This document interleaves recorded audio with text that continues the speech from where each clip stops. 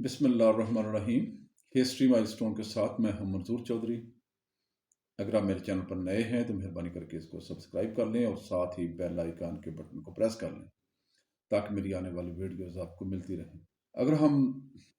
1980 کی دہائی میں پاکستان اور انڈیا کے تعلقات کو دیکھتے ہیں تو زیادہ تر دفاعی ماہرین کا یہ سمجھنا تھا یا ماننا تھا کہ جیسے ہی ہندوستان راجستھان سیکٹر میں اپنی لائن آف کمیونیکیشنز کو مضبوط کر لے گا اور روڈ انفراسٹرکچر کو مکمل کر لے گا تو راجستھان سیکٹر سے پاکستان کے اوپر ضرور حملہ آور ہوگا۔ اس کی بنیادی وجہ کہ ریتی اور ڈیرکی کے ایریاز میں انٹرنیشنل باؤنڈری اور پاکستان کے نیشنل ہائی وے کا فاصلہ محض 35 سے 40 کلومیٹر ہے۔ یہاں سے آسانی کے ساتھ اسالٹ کرتے ہوئے نیشنل ہائی وے کو بلاک کر کے اور اس کے اوپر قبضہ کر کے سندھ کو پاکستان سے الگ کیا جا سکتا تھا۔ یہ پاکستان کا آج بھی نازک ترین ایریا ہے، جبکہ پاکستان کے صوبہ سندھ میں ایک ایمرجنسی کی سچویشن پیدا ہوئی تھی امن و امان کے حوالے سے، جس کو مبینہ طور کے اوپر را فنڈنگ کر رہی تھی۔ اس وقت ہندوستان نے ایک ملٹری ایکسرسائزز کا آغاز کیا جس کا نام تھا براسٹیک آپریشن۔ بنیادی طور پر جو میں نے پہلے آپ کو بتایا کہ پاکستان کو دو لخت کرنے کا منصوبہ تھا، جس میں ہندوستان آرمی کے تقریباً 5 لاکھ کے قریب پرسنلز نے حصہ لیا،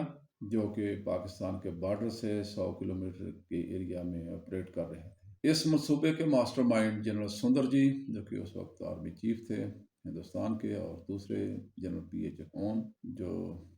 ویسٹرن آرمی کو کمانڈ کر رہے تھے۔ لہٰذا اس ساری سچویشن کو ہینڈل کرنے کے لیے اور اس آپریشن کو کاؤنٹر کرنے کے لیے یہاں پر پاکستان نے اپنی ملٹری میئرز لیے، وہاں پر سفارتی سطح پر بھی اپنی سرگرمیاں تیز کر دیں۔ مغربی ممالک خصوصاً امریکہ بھی نہیں چاہتا تھا کہ ایسے حالات میں، جبکہ پاکستان ویسٹرن بارڈر میں پھنسا ہوا ہے جہاں پر مجاہدین اور یو ایس ایس آرمی کے درمیان کاروائیاں چل رہی تھیں، پاکستان ایک بڑی ہی نازک اور مشکل صورتحال میں پھنس گیا تھا۔ لہٰذا جنرل محمد ضیاء الحق، جو کہ اس وقت پاکستان کے پریزیڈنٹ تھے، انہوں نے اپنی مشہور زمانہ کرکٹ ڈپلومیسی کو استعمال کیا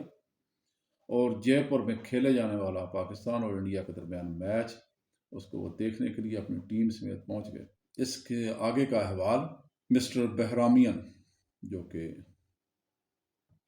پرائم منسٹر راجیو گاندھی کے اسپیشل ایڈوائزر تھے، وہ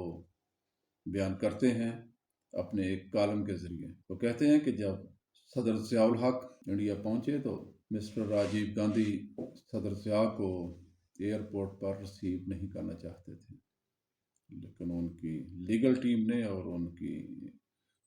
پولیٹیکل ٹیم نے ان کو ایڈوائز کیا کہ آپ کو پروٹوکول کا خیال کرتے ہوئے صدر ضیاء کو ضرور ریسیو کرنا چاہیے۔ لہٰذا انہوں نے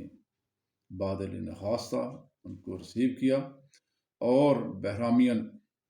اپنے اسپیشل ایڈوائزر کو ان کے ساتھ تعینات کر دیا تاکہ ان کے ساتھ مل کے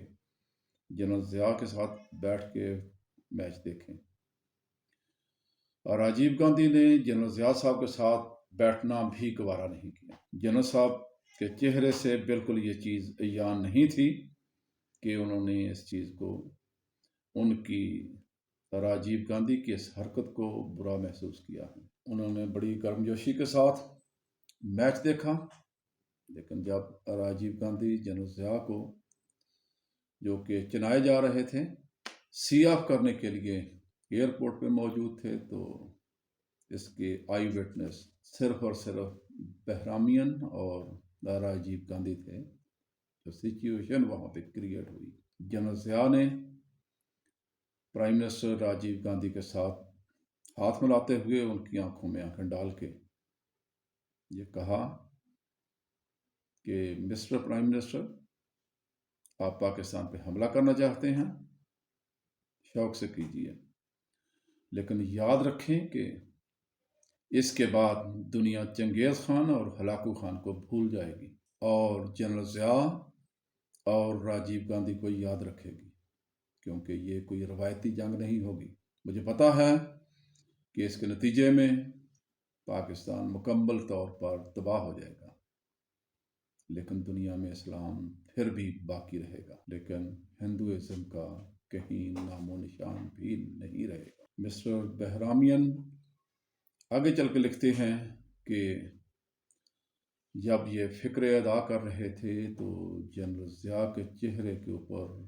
بلا کی صفاقی نظر آ رہی تھی۔ وہ کہتے ہیں کہ راجیو گاندھی کے ماتھے کے اوپر پسینے کے قطرے نمودار ہوئے اور میری ریڑھ کی ہڈی میں سنسناہٹ شروع ہو گئی۔ چند ہی لمحوں میں جنرل ضیاء الحق نے پرائم منسٹر کے لیے ایک بڑی پرابلم کریٹ کر دی تھی، اور اس کے فوراً بعد جنرل ضیاء الحق کے چہرے کے اوپر ایک مسکراہٹ نمودار ہوئی اور بڑی ہی خوش دلی کے ساتھ انہوں نے باقی پارٹیسپینٹس کے ساتھ ہاتھ ملایا اور چلے گئے۔ اگلے ہی دن سچویشن تبدیل ہو چکی تھی۔ ڈنر کے اوپر جب دوبارہ جنرل صاحب کے ساتھ ملاقات ہوئی تو ریکنسیلیشن کی باتیں ہو رہی تھیں، اور پاکستان اور ہندوستان دونوں بارڈر سے اپنی فوجیں کم کرنے پر رضامند ہو گئے تھے۔ اگرچہ اس آپریشن کے بارے میں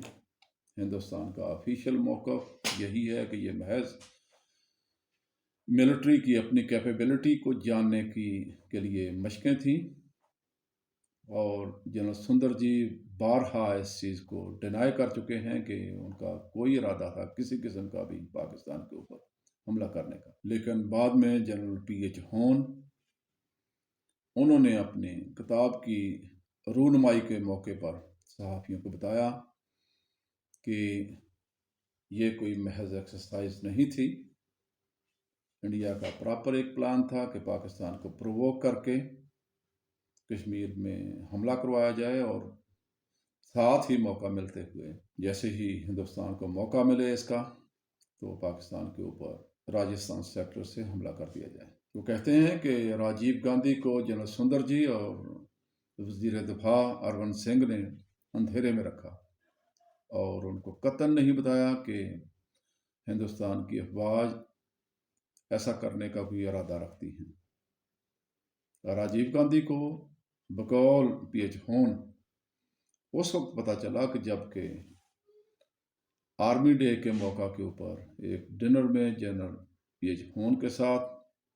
راجیو گاندھی کی ملاقات ہوئی تو انہوں نے ویسٹرن بارڈر کا ان سے پوچھا، تو وہ جنرل صاحب بتاتے ہیں کہ میں نے راجیو گاندھی کو بتایا کہ بہت جلد میں آپ کو سندھ کا تحفہ دوں گا۔ یہ سنتے ہی راجیو گاندھی بھڑک اٹھے اور وہ ڈنر چھوڑ کے چلے گئے۔ جب جنرل پی ایچ ہون سے پوچھا گیا کہ ایسا جنرل سندر جی کیوں کرنے لگے